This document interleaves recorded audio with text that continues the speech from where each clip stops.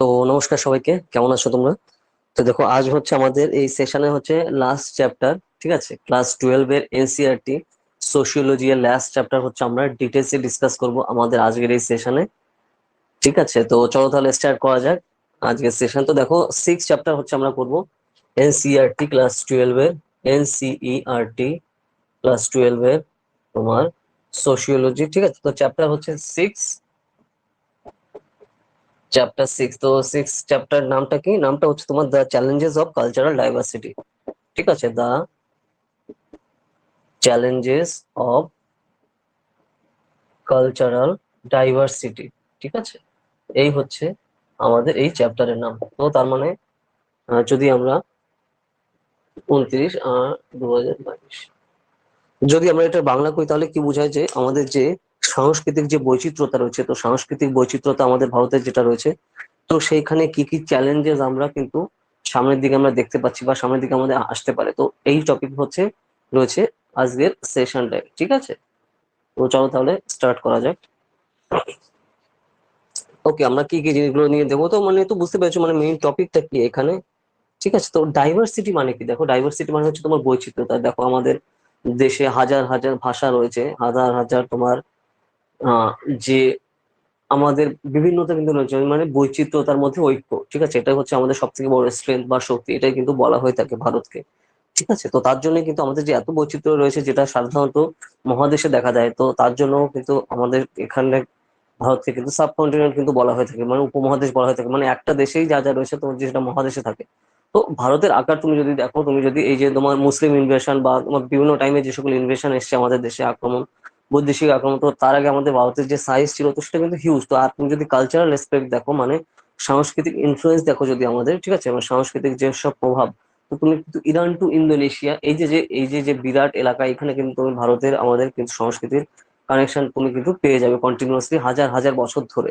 ঠিক আছে, তো সেই ব্যাপারটা কিন্তু এখানে রয়েছে, যে ডাইভার্সিটির যে জিনিসগুলো কিন্তু আমরা দেখতে পাই। ঠিক আছে, তো এই জিনিসগুলো কন্টিনিউয়াসলি বলছে যে আমাদের দেশে বিভিন্ন ধরনের ভাষা রয়েছে, বিভিন্ন ধরনের ধর্ম রয়েছে, বিভিন্ন ধরনের তোমার আচার ব্যবহার রয়েছে। ঠিক আছে, বিভিন্ন ধরনের পোশাক রয়েছে, সেগুলো নিয়ে কিন্তু বিভিন্ন ডিভাইডেশন আমাদের থাকলেও কিন্তু আমাদের একটাই আইডেন্টিটি আমাদের, যেটা আমরা ভারতীয়। ঠিক আছে, তো এই জিনিসটা কিন্তু মোস্ট ইম্পর্ট্যান্ট, তো সেই ব্যাপারটার কথা এখানে মেইন এখানে ফোকাস করা হয়েছে।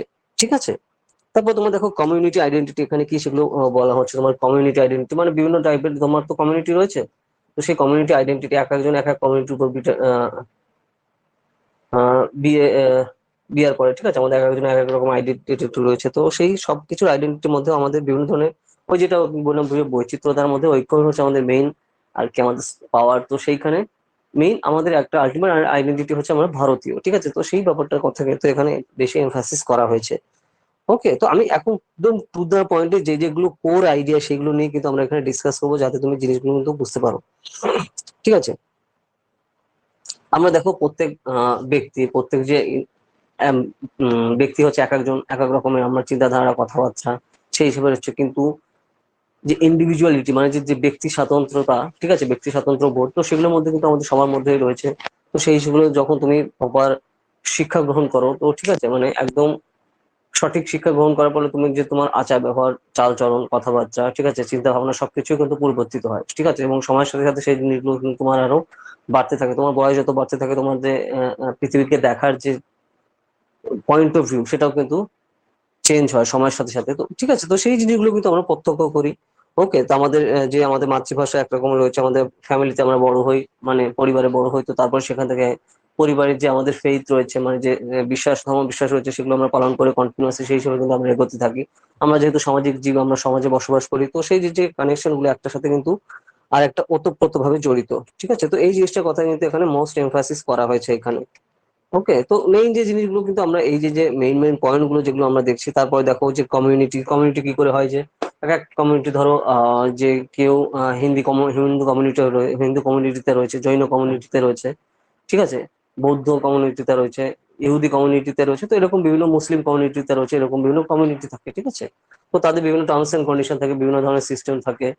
ঠিক আছে, আচার ব্যবহার, খাদ্যাভ্যাস, এগুলো এক একজনের এক এক রকম থাকে। তো সেই জিনিসটার কথা এখানে কিন্তু বলা রয়েছে, কিন্তু তার মধ্যে একটা যে একটা হোল বিশাল ফ্যামিলি আমরা অন্তর্গত, সেটা কি? সেটা হচ্ছে ভারতীয় ফ্যামিলি। ঠিক আছে, তো এই জিনিসটা যে কানেকশন একে অন্যের সাথে, তো সেই জিনিসটার কথা এখানে বলা রয়েছে। ওকে, তো এখানে তোমার বিভিন্ন সময় কিন্তু বিভিন্ন পাওয়ার পলিটিক্যাল থিঙ্কারের কথা এখানে বলছে, যে এখানে ম্যাক্স ওয়েবারের কথাও কিন্তু এখানে আসছে। ঠিক আছে, ম্যাক্স ওয়েবারের যে কনসেপ্ট তার কথাও কিন্তু এখানে বলা হচ্ছে, যে বিভিন্ন ধরনের উনি যে ডেফিনিশন দিচ্ছেন, যে কোন একটা পার্টিকুলার টেরিটরিতে যখন মানে কোন একটা নির্দিষ্ট স্থানে বহু বছর ধরে এবং সেই হিসাবে যারা বহু বছর ধরে লোক বসবাস করছে এবং তাদের যে আচার ব্যবহার, তার ফলেই তো কিন্তু সবকিছু সেই হিসাবে গড়ে চলতে থাকে। ঠিক আছে, তো সেই যে যে কনসেপ্ট, সেই জিনিসগুলো কিন্তু আমরা সময়ের সাথে সাথে দেখতে পাই, এবং এগুলো কিন্তু আস্তে আস্তে দিনের পর দিন, মাসের পর মাস, বছরের পর বছর হিসাবে কিন্তু এভাবে চলতে থাকে, এবং আস্তে আস্তে সোসাইটি কিন্তু এগোতে থাকে। তো সেই যে যে ব্যাপারটা, সেগুলোর উপর কিন্তু এখানে বেশি গুরুত্ব এখানে দেওয়া হয়েছে। ওকে, এই জিনিসগুলো কিন্তু আমাদের মাথায় রাখা খুবই দরকার। ঠিক আছে, তো এরপরে দেখো বিভিন্ন পৃথিবীর বিভিন্ন দেশে যে যে ধরনের কালচারাল ডাইভার্সিটি রয়েছে, আমাদের যে নেশন স্টেট মানে আমাদের যে জাতি রাষ্ট্র, আমাদের যে ভারতীয়, ঠিক আছে, আমরা ভারতীয় ও রয়েছি। তো এটাই আমাদের আলটিমেট যে আলটিমেট কি, এটা আমাদের আলটিমেট তোমার চিহ্ন বা তোমার প্রতীক। ঠিক আছে, তুমি যখন বিদেশে কোথাও যাচ্ছ, ধরো তুমি সিম্পল, আমি বললাম কি তুমি কানাডায় গেছো, তো কানাডা তুমি ধরো এখান থেকে গেছো, তো তাহলে সেই হিসেবে বলা হচ্ছে তুমি ভারতীয়, মানে ভারতীয় হিসেবে তোমাকে চিহ্নিত করা আছে। ঠিক আছে, তো তারপরে সেই হিসাবে আবার যদি আমরা যদি নেশন হিসেবে দেখি, যে আমরা ভারতীয় হিসেবে যাচ্ছি, তুমি যদি আবার লিঙ্গুইস্টিক হিসেবে দেখো, মানে ভাষা হিসাবে, ধরো কেউ পাঞ্জাবিতে কথা বলছে, কেউ তারপরে মারাঠিতে কথা বলছে, ঠিক আছে, বাংলাতে কেউ কথা বলছে, হিন্দিতে কেউ কথা বলছে, হিন্দি ভাষী এক একজন আছে। তো এগুলো এক একজনের ল্যাঙ্গুয়েজ আলাদা, কিন্তু আলটিমেটলি আমাদের যেটা আইকন, যেটা সেটা হচ্ছে আমাদের ভারতীয়। তারপর ল্যাঙ্গুয়েজের আলাদা আলাদা হতে পারে, কারণ আমাদের এত বিশাল দেশ এবং বিভিন্ন জায়গায় দেখো এক একটা স্টেটে এক এক রকম ভাষা রয়েছে, এবং প্রত্যেক 50 কিলোমিটারে তুমি ভাষার চেঞ্জ দেখতে পাবে, আর প্রত্যেকটা 100 কিলোমিটার আমাদের দেশে পুরো ল্যাঙ্গুয়েজই চেঞ্জ হয়ে যায়। ঠিক আছে, মানে পুরো ভাষাই চেঞ্জ হয়ে যায়। আর প্রত্যেক 50 কিলোমিটারে ল্যাঙ্গুয়েজ বলার মানে ভাষা বলার টোন চেঞ্জ হয়ে যায় আমাদের দেশে। মানে এত বড়, এত বিশাল, এত ডাইভার্সিফাইড কান্ট্রি হচ্ছে আমাদের ভারতে। ঠিক আছে, তো এই জিনিসগুলো কিন্তু অ্যানালাইজ করা দরকার কন্টিনিউয়াসলি, যে সারা পৃথিবীর তুমি যদি মোট জনসংখ্যা দেখো, তার 18% জনসংখ্যা রয়েছে আমাদের দেশে। ঠিক আছে, সারা পৃথিবীর যে ওয়েল নোন ল্যাঙ্গুয়েজ, মানে যে ভাষা সব থেকে বেশি বলা হয়, তো তার মধ্যে প্রথম 10টার মধ্যে 4-5টারও বেশি ল্যাঙ্গুয়েজ তুমি আমাদেরই পেয়ে যাবে। ঠিক আছে, পৃথিবীর সব থেকে বেশি কথা বলা হয় কিসে, আমরা কি জানি হচ্ছে তোমার রয়েছে তোমার ইংলিশ আছে, তারপরে মান্দারিন রয়েছে, তারপরে 4 নম্বরে কিন্তু কিন্তু তোমার স্প্যানিশ রয়েছে, তো তারপরে 4-এ তোমার তুমি হিন্দি পেয়ে যাবে এখন। আর যদি আমরা ফার্স্ট ল্যাঙ্গুয়েজ বা সেকেন্ড ল্যাঙ্গুয়েজ হিসেবে ধরি, তাহলে আরো উপরের দিকে যাবে। ঠিক আছে, তারপরে ভারতে কিন্তু তুমি জানো যে হিন্দির পরেই সব থেকে বেশি কথা বলা হয় হচ্ছে তোমার বাংলাতে। ঠিক আছে, হিন্দি ভাষীদের মধ্যে সব থেকে বেশি রয়েছে, মানে হিন্দিতে আমরা কথা বলি, সারা ভারতের মধ্যে সব থেকে বেশি লোক কথা বলে। তার পরবর্তীতেই রয়েছে হচ্ছে তোমার বাংলা ভাষা। তো দেখো, আমাদের কিন্তু কোনো ন্যাশনাল ল্যাঙ্গুয়েজ নেই, আমাদের মানে যে কোনো জাতীয় ভাষা কিন্তু নয়, আমাদের অফিসিয়াল ল্যাঙ্গুয়েজ রয়েছে। ভারতের অফিসিয়াল ল্যাঙ্গুয়েজ কটা, আমাদের ভারতের সংবিধানের 8ম তফসিলে 22টা অফিসিয়াল ল্যাঙ্গুয়েজ রয়েছে। তো তার মধ্যে 22টা অফিসিয়াল ল্যাঙ্গুয়েজের মধ্যে একটা ভাষা কিন্তু হিন্দিও ঠিক যেরকম, বাংলাও ঠিক সেরকম। ঠিক আছে, তো তার জন্য কোনোটা কিন্তু উঁচু নিচু এরকম কোনো কোনো ব্যাপার নেই, বা ওটা কিন্তু আমাদের ন্যাশনাল ল্যাঙ্গুয়েজ গুলো কোনো কিন্তু ল্যাঙ্গুয়েজ নেই। ঠিক আছে, রিজিওনালিজম কিন্তু আমাদের দেশে আমরা কিন্তু দেখতে পাই। ঠিক আছে, এক একটা রিজিয়নের উপর কিন্তু ভেদ করে তার উপর সেই হিসাবে আমরা আস্তে আস্তে এগোতে থাকি। ঠিক আছে, যখন আমাদের দেখো পার্টিশনের পরে কিন্তু যে জিনিসটা হয়েছে, আমাদের লিঙ্গুইস্টিক মানে ভাষার উপর ভিত্তি করে কিন্তু এক একটা রাজ্য গঠিত হয়েছিল, তাই না? তামিলনাড়ু, অন্ধ্রপ্রদেশ, ঠিক আছে, পশ্চিমবঙ্গ, এগুলো সবই কিন্তু অফিসিয়াল ল্যাঙ্গুয়েজ, সেখানকার যে ভাষায় সব থেকে বেশি লোকের কথা বলে, তারপর বেস করে কিন্তু এইভাবে লিঙ্গুইস্টিক হয়েছে মানে ভাষার উপর ভিত্তি করে কিন্তু আমাদের দেশে কিন্তু কন্টিনিউয়াসলি রাজ্যগুলো ডিভাইড হচ্ছে আমাদের পার্টিশনের পরে, তাই না? তো সেই ব্যাপারটা কিন্তু আমরা লক্ষ্য করেছি কন্টিনিউয়াসলি, এবং সারা দেশ জুড়ে কিন্তু তুমি দেখবে আস্তে আস্তে তোমার কিন্তু ল্যাঙ্গুয়েজ কিন্তু তোমার বাড়তে চলেছে, অফিসিয়াল ল্যাঙ্গুয়েজ যেটা আগে কিন্তু কম কম ছিল, এখন আস্তে আস্তে বাড়ছে, এবং পরবর্তীতে আরো বাড়বে, সেটা আমরা কিন্তু দেখতে পাচ্ছি। ঠিক আছে, তো এটা কিন্তু আমাদের হেল্প করেছে ইন্ডিয়ার ইউনিটি। হ্যাঁ, আমাদের দেখো, আমাদের ভাষা আলাদা হতে পারে, আমাদের খাদ্যাভ্যাস আলাদা হতে পারে, কিন্তু একটা আমাদের যে ইউনিক আইডেন্টিটি, সেটা তো হচ্ছে ভারতীয়। তো এইটাই হচ্ছে আমাদের সর্বোচ্চ বড় পরিচয়, এবং সেই হিসাবে ভারতের উন্নতির জন্য কিভাবে করা যায় কাজ, তো তার জন্য কিন্তু আমাদের কন্টিনিউয়াসলি একের পর এক আমরা কিন্তু বিভিন্ন ধরনের বাধা বিপত্তি পেরিয়ে কিন্তু সামনের দিকে আস্তে আস্তে এগিয়ে চলছে। আর এটাই হচ্ছে আমাদের মটো হওয়া উচিত, এবং সেই হিসেবে মটো হতে হবে। বিভিন্ন ধরনের নেগেটিভ কাজ বা নেগেটিভ লোকেরা যারা আছে, তারা তো তাদের মতো কাজ করবে যাতে ভারতকে আরো ধ্বংস করা যায় ইন্টারনালি। ঠিক আছে, যেরকম চায়না পাকিস্তান কন্টিনিউয়াসলি সে কাজ করে থাকে। ঠিক আছে, কিন্তু সেদিকে খেয়াল না রেখে আমাদের ফোকাস করতে হবে আমাদের ভারতীয় হিসাবে, ভারতীয় জাতি হিসাবে, ভারতীয় হিসাবে আমাদের কাজ করতে হবে। আমাদের যে এনশিয়েন্ট সিভিলাইজেশন, এত বড় 10,000 বছরের আমাদের কিন্তু পূর্ণ সভ্যতা রয়েছে, তো সেই কালচারকে, সেই সংস্কৃতিকে সামনে রেখে আমাদের ভারতীয় আচার ব্যবহার এবং আমাদের যে সংস্কৃতি রয়েছে, তো সেটাকে সম্পূর্ণভাবে কাজে লাগিয়ে উপরের দিকে এগোতে হবে। ঠিক আছে, বাইরে থেকে কোনো জিনিস এলে হুট করে এসে সেই পুরো জায়গা দখল করে নিয়েছে, সেটা করলে হবে না। তুমি যদি নিজের যে ফাউন্ডেশন আছে সেই ফাউন্ডেশন ভুলে যাও, ঠিক আছে, নিজের ইতিহাস যদি তুমি ভুলে যাও, অরিজিনাল, ঠিক আছে, অরিজিনাল ইতিহাস তুমি যদি ভুলে যাও তাহলে তুমি কিন্তু ভ্যালুলেস হয়ে যাবে, তুমি তাহলে তোমার পায়ের তলা মাটি সরে যাবে, তো তাহলে তোমার কোনো ভ্যালু থাকবে না, তুমি কোনোভাবেই কিন্তু সামনের দিকে এগোতে পারবে না। ঠিক আছে, তো এই জিনিসগুলো যেটা খেয়াল রাখা খুবই দরকার, ঠিক আছে, তো সেই জিনিসটার কথা কিন্তু এখানে বলে রাখা হয়েছে। তো তার জন্য আমাদের ভাষা, সংস্কৃতি ওর অরিজিনাল ভারতীয়তা বজায় রেখে কিন্তু আস্তে আস্তে আলটিমেটলি উঠতে হবে যেরকম পৃথিবীর অন্যান্য দেশে এগিয়ে এসছে, তো যেরকম জাপান, ঠিক আছে, চায়না যেভাবে এগিয়েছে আমাদেরও সেইভাবে এগোতে হবে, না হলে কিন্তু প্রবলেম সিচুয়েশন কিন্তু আমরা সেই জিনিসটা দেখতে পাচ্ছি। তো দেখুন ন্যাশনাল স্টেট বা জাতি রাষ্ট্র কথা বলা হয়েছে, তো জাতি রাষ্ট্র যে জিনিসটা হচ্ছে, ভারত হচ্ছে জাতি রাষ্ট্র, ঠিক আছে, তো আমরা ভারতীয় হিসাবে কিন্তু সেই হিসাবে আমাকে আমাদের আস্তে আস্তে এগোতে হবে। তো সেটা হচ্ছে আমাদের আলটিমেটলি পরিচয়, যেটা আমরা বললাম। তো সেই জিনিসটা নিয়ে কিন্তু তোমার এখানে বলেছে যে ন্যাশনাল বিভিন্ন ধরনের ইস্যু কথা এখানে বলা হচ্ছে, ঠিক আছে। এবার দেখো কমিউনালিজম যে জিনিসটা হচ্ছে, তোমার রিলিজিয়নের উপর বেস করে কিন্তু এই যে কমিউনালিজম শুরু করে, মানে বিভিন্ন ধর্মের মধ্যে যখন হানাহানি হয়, ঠিক আছে, তো সেটাই হচ্ছে তোমার রিজিওনালিজমের কিন্তু সাম্প্রদায়িকতা বা হচ্ছে কিন্তু সেইভাবে কিন্তু মাথাচাড়া দিয়ে ওঠে। তো এটা কিন্তু ব্রিটিশরা কন্টিনিউয়াসলি আমাদের এগেনস্টে ইউজ করেছিল, মুঘলরাও কিন্তু আমাদের টাইমে প্রচুর করেছে, ঠিক আছে, বা তোর বিদেশি বৈদেশিক শাসন যখন ছিল মুসলিম ইনভেশন যখন হচ্ছে, তো তারপরে থেকে তুমি কিন্তু মারাত্মকভাবে কিন্তু আমাদের দেশে বিভিন্ন টাইম অ্যান্ড এগেইন, ঠিক আছে, বিভিন্ন টাইপে তুমি যখন অরিজিনাল বইগুলো পড়বে তখন কিন্তু তুমি বই বুঝতে পারবে, অরিজিনাল হিস্ট্রি বই, তো সেখানে কিন্তু এরকম রয়েছে যে কিভাবে কন্টিনিউয়াসলি আমাদের ডিভাইড এন্ড রুলের মাধ্যমে কিন্তু সেই হিসাবে কন্টিনিউয়াসলি আমাদের ভেদাভেদ করা হয়েছে এবং সেই হিসাবে তাদের আমাদের শাসন করা হয়েছে, ঠিক আছে। বাইরে বিভিন্ন ইনভেডররা কিন্তু কন্টিনিউয়াসলি এসে এভাবে আমাদের ধ্বংস করেছে আমাদের ভারতীয় সংস্কৃতি, ঠিক আছে, তো সেই জিনিসগুলো কিন্তু কন্টিনিউয়াসলি তারপর আস্তে আস্তে এগিয়ে গেছে সময়ের সাথে সাথে। তো যে জিনিসগুলো দেখো অলরেডি আমাদের বিভিন্ন এমনি আমাদের দেখো ইতিহাস হচ্ছে হেভিলি রিভাইজড বই, তো তার জন্য তোমার এই জিনিসগুলো আমরা সেই হিসাবে জানতে পারি না। তো তার জন্য দেখো বেসিক্যালি বাইরের বইও কিন্তু অরিজিনাল পড়া দরকার, ঠিক আছে, যে তুমি খালি স্কুলের যে টেক্সট বই পড়বে তো সেই জিনিসগুলো কিন্তু পড়া উচিত না, ঠিক আছে, বাইরে অরিজিনাল বই পড়া দরকার, অরিজিনাল হিস্ট্রি বই, তো তাহলে তুমি সেই জিনিসগুলো অনুধাবন করতে তোমার সুবিধা হবে। ওকে, তো সেই জিনিসগুলো কিন্তু করা রয়েছে। আর ইংরেজরা তো এই টাইমে এরা কমিউনালিজম ইউজ করেছিল যে হিন্দু মুসলিম যদি বাটোয়ারা করা যেত তাহলে যত ডিভাইড করবো, মানে ডিভাইড অ্যান্ড রুল পলিসি, ঠিক আছে, ডিভাইড অ্যান্ড রুল পলিসি করে আমাদের উপর এত বছর ধরে তারা কিন্তু শাসন করে গেছে, মাত্র গুটি কয়েক, তাই না, মানে কত কম ইংরেজরা ছিল আর আমাদের এত কোটির দেশ, ঠিক আছে, আর এখন তো না কত সাইজ ছোট হয়ে গেছে, আগে কত কত বড় ছিল, জাস্ট ভাবো পুরো আফগানিস্তান তো মায়ানমার তো এত বড় জায়গা ছিল, তো সেই হিসাবে কিন্তু মানে ব্রিটিশটা আসার আগ মুহূর্তের আমি কথা বলছি, তার আগে তো সেটা আরো বড় ছিল, তো আমি ওইটুকু আগ মুহূর্তের কথা বলছি, তো সেটা কন্টিনিউয়াসলি ভেঙে ভেঙে এইটুকু পর্যায়ে আমাদের চলে এসছে কিন্তু, ঠিক আছে, সেই জিনিসটা কিন্তু আমাদের খেয়াল রাখা দরকার। তো কমিউনালিজম কিন্তু এইভাবে বিভিন্ন টেনশন আর ভায়োলেন্সের জন্য কিন্তু কাজ করে থাকে। তো দেখো এবার যদি আমরা সেকুলারিজম কন্টেক্সটে আসি, তো সেকুলারিজম কন্টেক্সটা হচ্ছে বেসিক্যালি একটা ওয়েস্টার্ন কন্টেক্সট।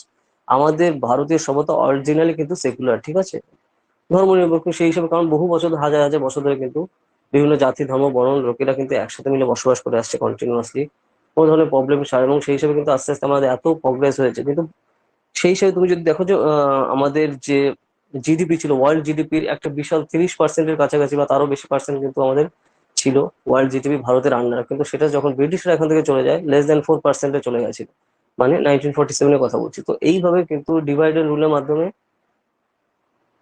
সিম্পল দেখা যাচ্ছে, ধরো একটা বাড়িতে তোমার ধরো 10 জন লোক রয়েছে, ঠিক আছে, তো 10 জন লোক সেটা ইউনাইটেড রয়েছে, তো বাইরে পাশের লোকেরা আসছে যে এদের আছে অনেক সম্পত্তি রয়েছে, ঠিক আছে, তো এটা যদি আমার হাত করতে হয় তাহলে এদের নিজেদের মধ্যে আমার মারামারি শুরু করিয়ে দিতে হবে, তো তাহলে ওগুলো নিয়ে ওরা ব্যস্ত থাকবে আর তাহলে সেই ফাঁকে আমি ওদের যেসব সম্পত্তি আছে সেটা হাত করে নেবো। তো এইভাবে যদি আশেপাশের বাইরে থেকে লোকেরা এসে করে তো তাহলে কি সিচুয়েশন হবে, ঠিক সেম সিচুয়েশনটা আমাদের দেশে করেছিল ব্রিটিশরা। তো তার জন্য কিন্তু কন্টিনিউয়াসলি এইভাবে ডিভাইড করে করে ডিভাইড এন্ড রুল পলিসির মাধ্যমে ভারতীয়দের মধ্যে আলাদা করে, ঠিক আছে, তো সেই হিসাবে লুট করে করে নিয়ে গেছে, ঠিক আছে, ডাকাতি করে করে নিয়ে গেছে 200 বছর ধরে, এবং সেটা পরিমাণ কত যেটা আমরা লিখিত পরিমাণ যেগুলো পাই, মানে ধর ডাকাতি করার তো সিস্টেম আছে, তো তো সেই হিসাবে যেগুলো লিখিত ফর্মে পাওয়া যায় তো সেটার অর্থ হচ্ছে মানে ভ্যালু হচ্ছে $45 ট্রিলিয়ন, ঠিক আছে, ইন্ডিয়ার এখন মোট জিডিপি কত, $3 ট্রিলিয়ন, তো $45 ট্রিলিয়ন সম্পত্তি ব্রিটিশরা আমাদের এখান থেকে ডাকাতি করে নিয়ে গেছে। তো জাস্ট ভাবো, তো তার জন্য আমাদের নিজেদের মধ্যে মারামারি করিয়ে কিন্তু এইভাবে divide and rule policy follow করে কিন্তু সেই হিসাবে নিয়ে গেছে, ঠিক আছে। ওকে, তো যাই হোক, তো এই জিনিসগুলো কিন্তু এই যে যে কনসেপ্টটা কেন সেটা আমরা বললাম। তো এবার যে সেকুলারিজম কনসেপ্টটা দেখো, আমাদের দেশ কিন্তু বহু কন্টিনিউসলি ঐতিহাসিক ভাবে কিন্তু আমাদের সেকুলার মানে ধর্মনিরপেক্ষ যে টার্ম, তো এইখানে যে ওয়েস্টার্ন কনসেপ্ট আমরা দেখি, তো ওয়েস্টার্ন কনসেপ্টে হচ্ছে তোমার সেকুলারিজম সিস্টেমটা আলাদা, ওয়েস্টার্ন কনসেপ্ট হচ্ছে তোমার ধর্মনিরপেক্ষ মানে বোঝা হচ্ছে তোমার ধর্মকে রাজনীতি থেকে সম্পূর্ণভাবে আলাদা করে দেওয়া, ঠিক আছে, যেটা ওয়েস্টার্ন কনসেপ্টের মানে পাশ্চাত্য সিস্টেম, কিন্তু আমাদের ইন্ডিয়ান কনটেক্সটে কিন্তু সেটা আলাদা। আমাদের কিন্তু ধর্ম এবং রাজনীতি একসাথে মিক্স করে কিন্তু সেই হিসাবে আমরা ফলো করে যাই, ঠিক আছে। তো এই যে জিনিসগুলো দেখো, এইটা আমাদের যখন কনস্টিটিউশন লিখিত হয়েছিল, আমাদের বাবা সাহেব আম্বেদকর গণপরিষদের সভাপতি, উনি কিন্তু এই সেকুলারিজম এই টার্মটা কিন্তু কখনোই ছিল না। 1940 তোমার টুতে, ঠিক আছে, না না 1976-এ 42nd কনস্টিটিউশন অ্যামেন্ডমেন্ট অ্যাক্ট মানে সংবিধান সংশোধনে, ওই টাইমে হচ্ছে তোমার ইন্দিরা গান্ধীর টাইমে তোমার কিন্তু সেকুলার যে টার্মটা কিন্তু ইউজ করা হয়, মানে ইনক্লুড করা হয় আমাদের সংবিধানের প্রস্তাবনা, যেটা কিন্তু আগে ছিল না। তো অলরেডি আমাদের ভারতের যে কৃষ্টি কালচার বা তুমি বলো যে ট্র্যাডিশন, ঠিক আছে, সংস্কৃতি, এটা হচ্ছে তোমার সবাইকে নিয়ে একত্রিত হওয়ার, ঠিক আছে, এবং সেটা হাজার হাজার বছর ধরে সেই হিসাবে রয়েছে। বাইরের বহিঃশত্রুরা এসে বাইরে থেকে মানে যারা হচ্ছে আমাদের এই ল্যান্ডে মানে ভারতীয় ভূমির যাদের ব্যাকগ্রাউন্ড না, তারা এসেই কিন্তু বাইরে থেকে এসে সেই হিসাবে আমাদের ডিভাইড করে করে সেই হিসাবে তারা তাদের জিনিসগুলো কিন্তু এইভাবে নিজেদের যে স্বার্থ কায়েম করেছে, ঠিক আছে। তো এই কনসেপ্টটা পুরোটাই আলাদা। তো সেই কিভাবে এসছে বুঝতে পারছো, যে সিকুলারিজম কনসেপ্টটা, যেটা কিন্তু পাশ্চাত্যের কনসেপ্ট থেকে আমাদের সেকুলারিজম কনসেপ্ট পুরোটাই আলাদা। তো সেই ব্যাপারটা কিন্তু রয়েছে, আর যেটা কিন্তু আমাদের কনস্টিটিউশন অরিজিনালি ছিল না, পরবর্তীতে ইনক্লুড করা হয়েছে, ঠিক আছে, কবে 1976-এ 42nd কনস্টিটিউশনাল অ্যামেন্ডমেন্ট অ্যাক্ট, ঠিক আছে, মানে সংবিধান সংশোধনের মাধ্যমে। তো সেই জিনিসটা কিন্তু আমরা দেখেছি। ওকে, তো এই ব্যাপারটা কিন্তু এখানে রয়েছে কন্টিনিউয়াসলি আমরা কিন্তু দেখতে পেয়েছি। তারপর দেখো minority rights and nation building. তো আমাদের দেশে কিন্তু প্রত্যেকটা যারা যারা ধর্মীয় সংখ্যালঘু সম্প্রদায় আছে, প্রত্যেকের জন্য আলাদা রাইটস আছে, এবং যেগুলো তুমি আশেপাশে আমাদের দেশগুলো দেখলেই বুঝতে পারবে যে তাদের দেশের সংখ্যালঘু কি পরিমাণে আছে, তাদের দেশের সংখ্যালঘু যে পাকিস্তান বাংলাদেশ, তাদের দেশের সংখ্যালঘু কি অবস্থা। তুমি সিম্পল একটু সার্চ করলে বুঝে যাবে যে গত ধরো 50 বছরে কি চেঞ্জ হয়েছে। বাংলাদেশের সংখ্যালঘুদের পরিমাণ কত ছিল 50 বছর আগে, এখন কত হয়েছে। পাকিস্তানে কত ছিল, এখন কখন আছে। আফগানিস্তানে কত ছিল, এখন কখন আছে। তো এইটা আর তার সাথে ভারতের কম্পারিজন করো সংখ্যালঘুদের, তাহলে বুঝতে পারবে কোন সিচুয়েশনে আমরা আছি, ঠিক আছে। তো এই জিনিসটা হচ্ছে সবকিছু তুমি কিন্তু জিনিসগুলো অ্যানালাইজ করা দরকার। যখন তুমি ডাটা সহ অ্যানালাইজ করবে, তখন কিন্তু টু দা পয়েন্টে তোমার ক্লিয়ার হয়ে যাবে। আর দেখো এখানে যে বই আমি দেখো বারবার বলছি, প্রত্যেক চ্যাপ্টার হচ্ছে পুরোনো ডাটা রয়েছে। তো তার জন্য তোমার নতুন ডাটাগুলো একটু গুগলে সার্চ করে কিন্তু তোমার ইউজ করা দরকার। ধরো তুমি কোনো কম্পিটিটিভ এক্সাম বা তুমি অন্যান্য কোনো রিসার্চের কাজে বা অন্য কোনো ক্ষেত্রে তুমি সেটা ইউজ করছো, তোমার কিন্তু সেই জিনিসটা মাথায় রাখা দরকার। তাহলে তোমার সেটা কিন্তু হেল্পফুল হবে যে হ্যাঁ, এই ডাটাগুলো হচ্ছে এক্স্যাক্টলি আমার দরকার, এবং সেই হিসাবে আমার কিন্তু খেয়াল রাখা দরকার। ওকে, তো আমাদের এবার দেখো ডক্টর আম্বেদকর কিন্তু আমাদের এই যে মাইনরিটিদের কিন্তু তাদের যে রাইটস আছে, যে অধিকার প্রোটেকশনের জন্য কিন্তু আমাদের সংবিধানে প্রচুর কিন্তু ধারা রয়েছে, এবং সেই হিসাবে কিন্তু কন্টিনিউয়াসলি আমাদের কিন্তু সেগুলো ইউজ করছে, যে সংবিধানের মৌলিক অধিকার যেগুলো রয়েছে, এবং সেগুলো কিন্তু সবার ক্ষেত্রে প্রযোজ্য, সবার কেসের হিসেবে দেখা হচ্ছে, এবং সবাইকে সংবিধান কিন্তু সমান চোখে দেখবে, কাউকে কিন্তু কোনো মিসট্রিট করা হবে না, ঠিক আছে। তো সেই ব্যাপারটা এখানে কিন্তু রয়েছে কন্টিনিউয়াসলি। সেই হিসাবে কিন্তু freedom of practice of the religion, যেটা কিন্তু আমাদের সংবিধানের 25 ধারায় কিন্তু সেই হিসেবে বলা রয়েছে, আমাদের ভারতের সংবিধানের 25 নম্বর ধারাতে, ঠিক আছে, যে যে যার ইচ্ছা মতো তার ধর্ম পালন করতে পারবে এবং প্রপাগেটও করতে পারবে, ঠিক আছে, বিভিন্ন ইনস্টিটিউশনও তৈরি করতে পারবে। তো সেই জিনিসগুলো রয়েছে, এবং তাছাড়া ধরো যে সকল ধর্মীয় ইনস্টিটিউশনে কিন্তু প্রচুর পরিমাণে ট্যাক্স ছাড়ের থেকেও কিন্তু মওকুফ রয়েছে, ঠিক আছে। ট্যাক্সের থেকেও প্রচুর, মানে করের থেকে কর ছাড়ের দ্বারা কিন্তু তাদের প্রচুর পরিমাণে তারা পায়, ঠিক আছে। তো এইরকম যে টার্মস এন্ড কন্ডিশন বা এদের যে এই পরিমাণে কিন্তু অন্য কোথাও তুমি পাবে না, ঠিক আছে। তো সেই যে যে টার্মস এন্ড কন্ডিশন গুলো, সেগুলো কিন্তু এখানে সম্পর্কে ডিটেলসে আমাদের এই চ্যাপ্টারে বলা হচ্ছে, ঠিক আছে। যে তোমার আর্টিকেল 29 আর আর্টিকেল 30-তে কিন্তু এবার কালচারাল ডাইভার্সিটি যাতে আমাদের থাকে, সাংস্কৃতিক বৈচিত্র্যতা যাতে স্ট্রং থাকে, আমাদের সংবিধানের 29 নম্বর ধারা এবং 30 নম্বর ধারা কিন্তু এই বিষয়ে ডিটেলসে কিন্তু ডিসকাস করা হয়েছে, ঠিক আছে। তো এই হচ্ছে ওভারঅল জিনিস যেগুলো কিন্তু আমাদের চ্যাপ্টার 6-এ রয়েছে, ঠিক আছে। তো বাবা সাহেব আম্বেদকরের জন্ম কবে, 1891 সালে। 1891 সালে জন্ম। আর হচ্ছে এই যে বাবা সাহেব আম্বেদকরের জন্ম হচ্ছে তোমার ডক্টর বি আর আম্বেদকর, 1891 সালে জন্ম। 1956 সালে কিন্তু বাবা সাহেবের মৃত্যু হয়েছে, ঠিক আছে। গণপরিষদের সভাপতি ছিলেন কিন্তু উনি।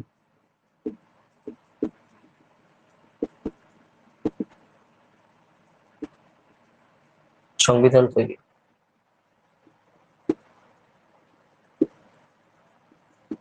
ওকে।